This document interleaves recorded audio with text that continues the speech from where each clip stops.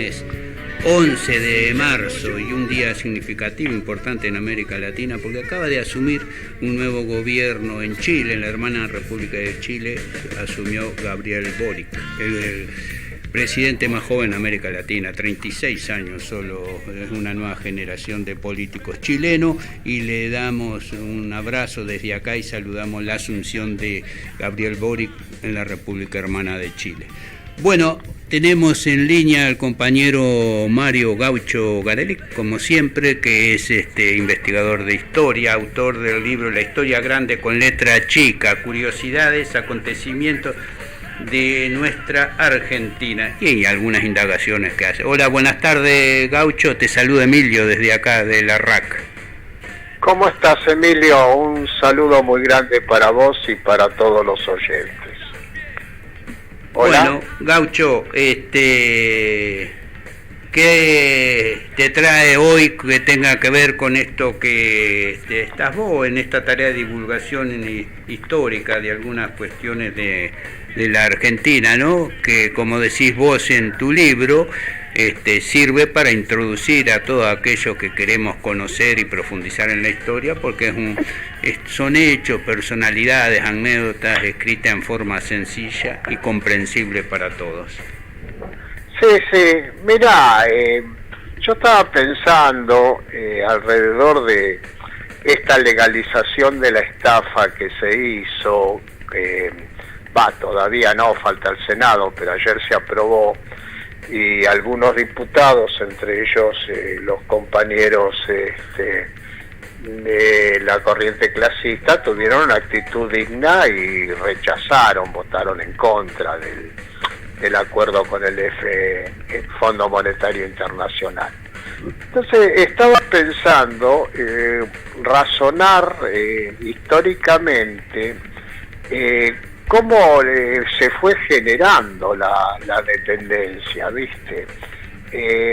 Después de la Revolución de Mayo hay una profunda disputa. En aquel entonces el imperialismo todavía no existía, era un capitalismo que se estaba afianzando en el mundo, pero desde el primer momento entran a pugnar nuevos, amos, ingleses, franceses, otras corrientes europeas y también de Estados Unidos, con predominio durante más de 150 años de la penetración inglesa en Argentina, en lo que es hoy Argentina. En aquel entonces ni siquiera se llamaba Argentina, ¿no es cierto? Es muy, muy interesante. Los Estados Unidos tenían en Buenos Aires un agregado de negocios que se llamaba John Murray Forbes, que cuando se va escribe un libro que se llama 11 años en Buenos Aires. Era el cónsul norteamericano en Buenos Aires, no había relaciones diplomáticas porque todavía no reconocían que esto fuera un país independiente, pero sí designaron un cónsul diplomático y al mismo tiempo sería el encargado de negocios. Él hace un informe al gobierno de Estados Unidos sobre la penetración inglesa que es realmente notable. En un libro que se llama 11 años en Buenos Aires, que es un libro fue escrito como informe para el gobierno de Estados Unidos, pero es digno para ver qué es lo que estaba pasando acá, ¿no? Yo, si querés, te leo algunos párrafos de ese informe. Bueno, sí, así que es un informe de una de las potencias hoy hegemónicas con respecto a otros que por ahí en aquel momento eran más rivales que hoy, ¿no? Sí, pero aparte donde le dice que han perdido el tren, que se ha afianzado Inglaterra. Claro. Fíjate un párrafo, por ejemplo, él se lo manda al secretario de Estado, Adams, y le dice lo siguiente: El constante crecimiento de la influencia británica acá en Buenos Aires es cosa difícil de imaginar. Su origen político está en los deseos de esta gente de obtener el reconocimiento de su independencia por parte de los ingleses, y su motivo comercial debe encontrarse no solo en la riqueza individual que tienen los comerciantes ingleses en Buenos Aires, sino en el hecho de que controlan prácticamente las instituciones públicas de Buenos Aires, y muy especialmente un banco gigantesco que a través de sus favores le concede a los comerciantes británicos todas sus necesidades y ejerce el más absoluto dominio de las opiniones de este grupo de comerciantes ingleses en Buenos Aires. Bueno, acá vamos a comentar un poquito. Claro. Fíjate vos como ya desde el vamos, la penetración era a través de las finanzas un poderoso banco que estará hablando de la Brother Bond, ¿no? Sí, de los empréstitos de la Baring Brothers. La Baring Brothers. Y tendrían su casa en Buenos Aires. Después lo explica hasta la dirección de donde funcionaba.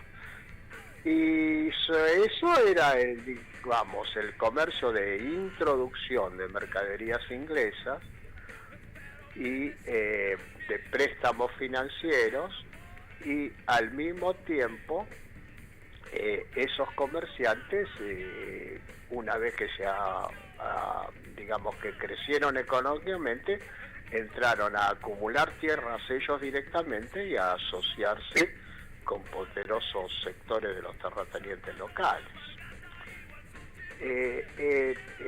Muy interesante, porque describe, ¿no es cierto? Después dice, su influencia se hace todavía más poderosa porque los ingleses adquieren a menudo grandes estancias en el campo. En síntesis, no es exagerado afirmar que Inglaterra deriva de este país y de Chile. Vos recién dabas una buena noticia, que hay un nuevo presidente en Chile, que le decíamos a nuestros hermanos chilenos que encaminen su camino hacia la independencia absoluta. Dice, bueno, vuelvo a leer, afirmar que Inglaterra deriva de este país, o sea, de lo que es hoy Argentina, y de Chile, todos los beneficios de una dependencia colonial, sin tener que recurrir en los desembolsos ni asumir las responsabilidades de una administración civil y militar. Claro, como una colonia directa, como el caso de la India, que era una colonia inglesa donde tenían un ejército, administración de gobierno, etcétera, ¿no? Claro, pero eso, cuando una región del mundo es colonia, implica que tenés que tener un ejército de ocupación, funcionarios para administrar, pagar los sueldos de los burócratas estatales, etcétera, etcétera. Entonces ya está dando ahí Forbes el concepto, dice, bueno, esto en realidad es una dependencia colonial, pero los ingleses no gastan ni en administrar ni en un ejército de ocupación, eso lo gasta el país oprimido y dependiente. Fíjate vos que está dando ya en 1820 a 1830 el concepto de un país formalmente independiente, pero en realidad en los hechos subordinado y una colonia claro, comercial. que se parecía a una colonia. Sí. Y después es muy importante el tema que dice, bueno, pero aparte de lo financiero acumulan tierras. Claro, como pasó, que hemos hablado en otra oportunidad, en la Patagonia, ¿no? En las estancias patagónicas, que había una gran concentración de tierras por parte ingleses, ¿no? De residentes ingleses en directos Argentina. y algunas estancias directamente propiedad de la corona británica. Claro. Bueno, más adelante Forbes dice: el grupo más despreciable de comerciantes ingleses que está chupando la sangre del país con un comercio desproporcionado a los recursos de este país, tiene más influencia de lo que podría tener cualquier ministro entre nosotros. Vastas mansiones antes ocupadas por las principales familias del país están ahora en poder de comerciantes ingleses. Esto en la página 151 del libro 11 años en Buenos Aires. Claro. Sigue diciendo después: la British Commercial Room, o sea, traduzco, la casa inglesa, la ronda inglesa o la pieza inglesa o el salón inglés del comercio, de British Commercial Room, el salón inglés del comercio, se había fundado en Buenos Aires en las esquinas de Pavón y 25 de Mayo. Eso doy yo cómo se llaman ahora las calles actuales, ¿no es cierto? Perón y 25 de Mayo, donde está la Bolsa de Comercio. Antes se llamaba Cangallo, la calle Perón. En la casa de una señora Clark, súbdita británica. Existe una historiadora, esto lo digo yo después, Aide Frisi de Longoni, que publicó en 1947, cuando viene, digamos, un aire de dignidad nacional, 1947, esta profesora Aide Frisi de Longoni publicó un libro sobre la British Commercial Room que se puede consultar en la Biblioteca del Congreso de la Nación. Junto con los estudios de Raúl Scalabrini Ortiz, constituyen investigaciones que se pueden tomar como base para ver el grado de penetración de los ingleses en Argentina durante más de 150 años. Sobre la British Commercial Room también encontramos en Scalabrini Ortiz en el año 1937 un artículo titulado Las rutas de Mayo, Moreno y Rivadavia, las dos rutas de Mayo, Moreno y Rivadavia. Acá viene un tema. Si bien los ingleses penetraron y dominaron el comercio, las finanzas y gran parte de la tenencia de la tierra, son muy pocos los estudios sobre la penetración inglesa. Tenemos este informe de Forbes, que es un diplomático norteamericano. Tenemos esto de la historiadora Aide Frisi de Longoni en el 1947. Y tenemos los estudios de Scalabrini Ortiz, que realmente la penetración de la política británica en el Río de la Plata, el que la desnuda es Scalabrini Ortiz. Llama la atención el prácticamente silencio de las investigaciones de la izquierda tradicional en Argentina. Los socialistas, bueno, algunos investigadores dicen que Juan B. Justo era pro-británico, Claro. pero los socialistas prácticamente nada. Hay un libro de Ernesto Giudice, antes de que se incorporara al Partido Comunista, o sea, cuando todavía era socialista, que arrima y empieza a estudiar la penetración de los ingleses. Y después el que estudió esto es Scalabrini Ortiz, o sea, por afuera de la izquierda y sí por el nacionalismo patriótico y popular.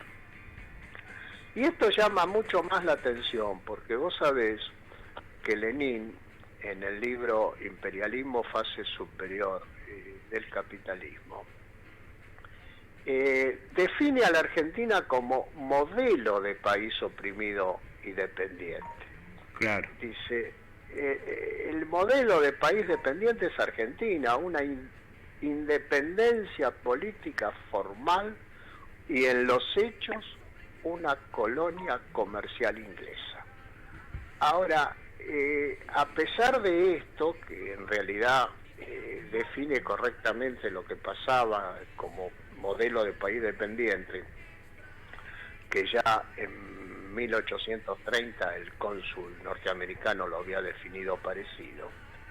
A pesar de eso, en concreto, la penetración de los británicos en Argentina se estudió muy poco, y las consecuencias sobre la deformación estructural de la economía argentina después de la década del 40 recién se empiezan a estudiar en profundidad, con los estudios Scalabrini Ortiz, con un estudio muy bueno de Gastiazoro sobre los ferrocarriles. Claro. Es un tema a profundizar, a meditar, porque después lógicamente los ingleses fueron perdiendo, aunque siempre mantienen su fuerza, pero fueron perdiendo y la hegemonía pasó a mano de otras potencias, pero la penetración inglesa se estudió muy poco. Las causas son políticas.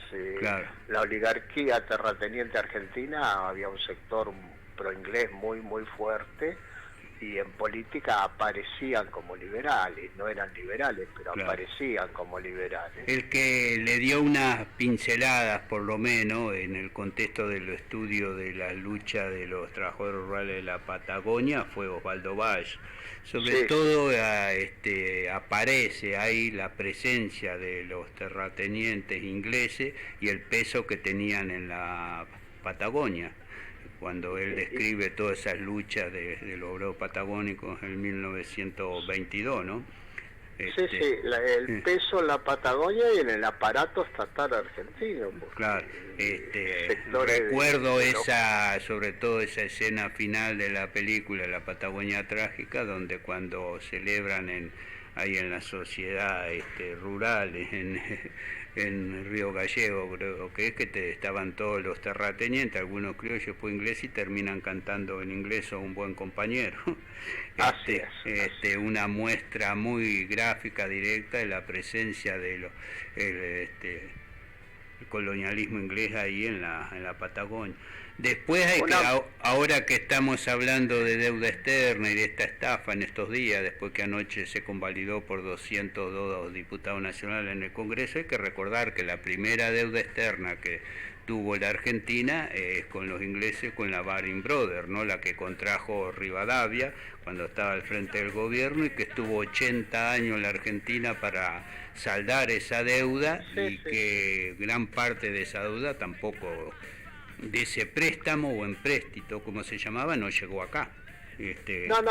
Primero se cargaron los intereses, por lo tanto no llegó plata, y sí que llegó muy poca plata y tuvimos que destinarlo. Claro, 80 años dice que duró cuando se terminó de pagar esa deuda contraída en 1824 por el gobierno de Rivadavia con la Baring Brothers, ¿no? Uno de los grupos financistas ingleses principales, que ahí es como cuando describe hombre norteamericano que vos citás. Y hoy, paradójicamente, que va a venir un inglés a monitorear, a fiscalizar las cuentas argentinas al frente de la misión del Fondo Monetario Internacional. Estos 2 años y medio. La entrega de soberanía al convalidar este acuerdo es impresionante, porque no solo van a venir a revisar cuentas, sino obligaciones de rendir e informar distintos pasos de gobierno, que algunas son prácticamente diarias. La cantidad de dólares que tenés lo tenés que informar, creo que cada 2 Sí, días. seguro. Y Bueno, te imaginás cada 3 meses, como se dice y es cierto, un cogobierno, y después le hablan de 142 funcionarios, que no es que viene uno con una valijita a controlar las cuentas, van a estar el en cuenta título de... es una declinación de soberanía de una manera monstruosa, ¿viste? Claro, Por eso, vos sabés que los mecanismos de la fuga de capital tuvieron dos modalidades distintas, ¿no? Primero, el gobierno de Macri permitió que las empresas giraran al exterior sus propias ganancias, que antes estaba restringido eso. Seguro. Ahí giraron miles de millones de dólares, Telefónica Argentina, Techin, Pampa Energía, el Grupo Claro. Mitli, bueno, fugaron. Eso fue una primera etapa. Pero en una segunda etapa, por eso yo estoy de acuerdo que lo definamos como estafa, los capitales extranjeros, golondrinas, que habían llegado al país, cambiaban dólares por pesos y lo colocaban en las LEVAC y las LELIT, o sea, en letras, a un interés en pesos monstruoso. En determinado momento deciden retirarse y resulta que Argentina no tenía dólares para devolverles. El que trajo $1.000 se quería llevar 2.000. Claro, claro. Por las ganancias que tuvo por sus colocaciones en pesos. Entonces, ¿qué hace el gobierno de Macri? Le pide el auxilio al Fondo Monetario Internacional, le giran los 45.000 millones de dólares y con esa plata los fondos buitres se llevan de vuelta. Así es, lo cierto. que habían traído más sus monstruosas ganancias. Seguro. Esto no solo lo decimos nosotros, lo reconoció el propio Macri. No, más vale. Lo Lo reconoció algún funcionario norteamericano también cuando dijo que era un préstamo de Trump. También un préstamo político, ¿no? Para darle una ayuda a un gobierno que era aliado de él. Así es. Bueno, Gaucho, la seguimos la próxima semana, ¿te parece? Te mando un abrazo, buen fin de semana, gracias como siempre. Un abrazo grande para vos y para todos los oyentes. Adiós.